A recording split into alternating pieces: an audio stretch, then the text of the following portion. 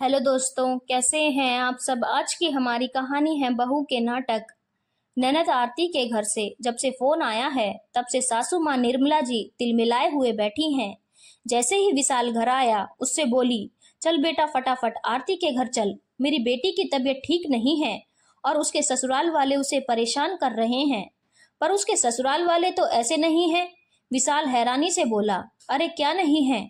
उससे कह रहे हैं कि अपना इलाज जाकर मायके में करवा लो। भला क्यों, वह उनके घर की बहू है, उसकी देखभाल की जिम्मेदारी उनकी है। मेरी बेटी इतनी अखर रही है तो मैं ले आऊंगी उसे। जरूर आरती ने ही कुछ किया होगा माँ, वरना उसके ससुराल वाले ऐसे नहीं हैं। विशाल अभी भी मानने को तैयार नहीं था। अरे बीमारी में चिड़चिड़ापन तो हो ही जाता है। उसकी इच्छा नहीं थी कुछ भी खाने की तो सास ने उसे डांट दिया। अरे प्यार से भी तो समझा सकती थी। उसने भी कह दिया, मेरे मायके में ही मेरी कद्र होती है। बस उसकी सास ने भी जवाब दे दिया कि मायके जाकर ही इलाज करवा लो।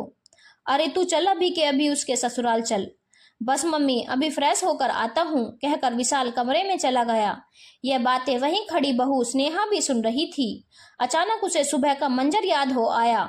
इसी दिन के लिए लोग बहू लाते हैं क्या। वह महारानी तो बैठकर आराम कर रही है और हम यहाँ घर में काम कर रहे हैं। सास न हुई नौकरानी हो गई। सास के बड़बड़ाने की आवाज निरंतर कानों में आ रही थी।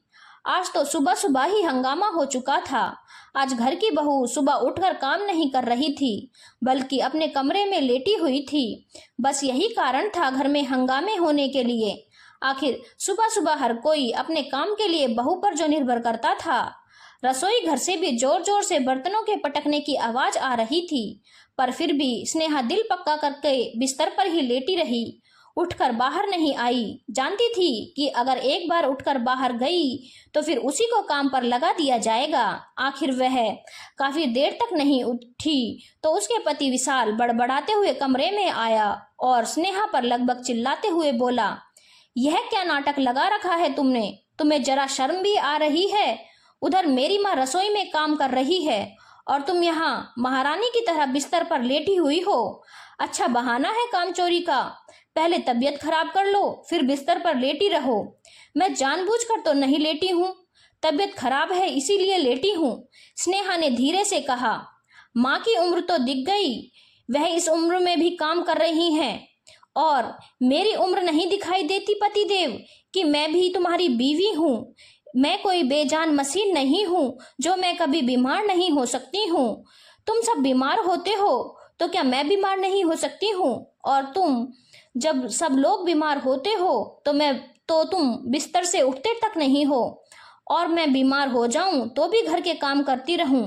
समझ क्या रखा है तुम लोगों ने मुझे।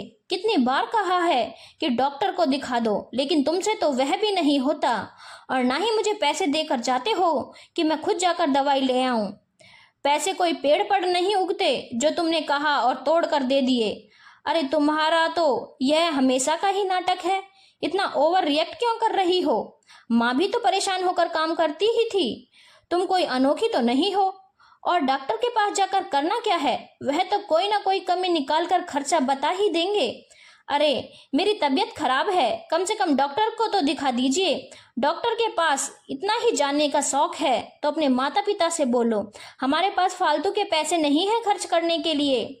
यह तो हर महीने की ही समस्या है, हर औरत के साथ ही होती है। इसके लिए क्या डॉक्टर को दिखाना। अचानक सासू माँ कमरे में आती हुई बोली, यह तो तुम्हारे हर महीने का ही तमाशा है।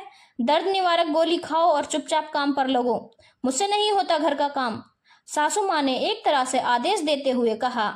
मम्मी जी कितनी दर्द निवारक गोलियां खाऊंगी, हर महीने वही गोलियां खाकर तो काम करती हूँ। उल्टा अब तो समस्या ज्यादा होने लग गई है। स्नेहा ने कहा, देखो स्नेहा, अभी तो तुम घर का काम करो, इस बारे में हम बाद में बात करेंगे। विशाल ने बात को कहकर वहीं खत्म कर दिया। लेकिन अब स्नेहा इस बात को लेकर हैरान थी कि अब ननद के ससुराल वालों ने ननद को जब यह जवाब दे दिया तो सासू माँ उनसे लड़ने को तैयार हो गई। यह कहकर कि मेरी बेटी तुम्हारी घर की बहू है और वह तुम्हारे घर के काम कर रही है तो उसके इलाज की जिम्मेदारी तुम्हारी है। भला ऐसे कैसे वह अपनी बहू को जवाब दे सकते हैं।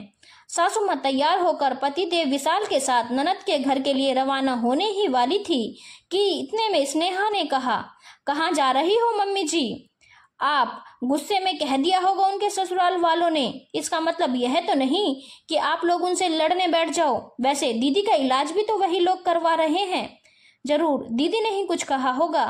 तब सासू माँ तमतमाते हुए बोली, बहू तुम्हें बीच में बोलने की जरूरत नहीं है। मेरी बेटी को उन लोगों ने ऐसे जवाब दिया तो दिया कैसे? बहू बनाकर ले गए हैं उसे वो लोग। क्या बहू बीमार नहीं पड़ सकती? अरे बीमारी में चिड़चिड़ाहट तो हो ही जाती है। अगर मेरी बेटी ने कह दिया कि तो उसके मुंह पर यह कहने की क्या जरूरत थी कि अपने मायके जाकर इलाज करा लो? गुस्से में जो आएगा वह बोल देंगे क्या? सासू माँ खुद को सही ठहराते हुए बोली, यह तो सही कहा आपने मम्मी जी। ससुराल वाले यह सब बात समझते कहाँ हैं। बहू की बीमारी तो उन्हें नाटक ही लगती है। अब देखो ना, सुबह आप और विशाल जी ने भी तो मुझे कितना कुछ सुनाया था। उस हिसाब से तो मेरे माता पिता और भाई को भी यहाँ पर लड़ने आ जाना चाहिए था। रुकिए सासू माँ, मैं भी अभी अपने घर पर फोन करके अपने पिता और भाई को बुलाती हूँ, कहकर स्नेहा अपने कमरे में चली गई। बाहर बैठी सासू माँ और पति विशाल अब एक दूसरे के मुंह को देख रहे थे, लेकिन अब दोनों में इतनी हिम्मत नहीं हो रही थी कि ननद के ससुराल लड़ने जाएं। इसलिए विशाल तुरंत ही स्नेहा को डॉक्टर के पास दिखाने ले जाता है। धन्यवाद दोस्तों। अगर आपको कहानी अच्छी लगी हो तो चैनल को लाइक, शेयर और सब्सक्राइब करना ना भूलें।